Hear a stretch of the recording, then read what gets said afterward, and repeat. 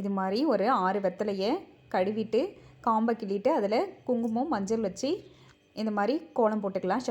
ஷட்குண கோலம் அப்படின்னு சொல்லுவாங்க. இதில் இது மாதிரி போட்டுட்டு சரவண பவ அப்படின்னு சுற்றி எழுதிக்கிட்டு நடுவில் ஓம்னு எழுதிக்கணும். இந்த மாதிரி வெத்தலையை நம்ம காம்பை கிள்ளிட்டு இந்த மாதிரி வச்சுக்கணும்.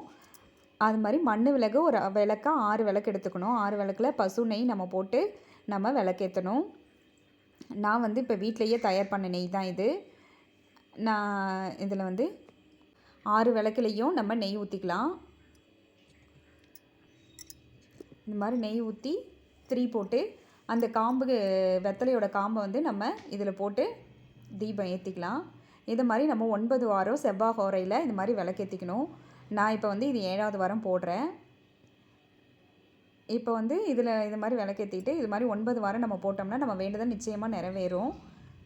இது மாதிரி நீங்களும் ட்ரை பண்ணி பாருங்கள். Okay, thank you.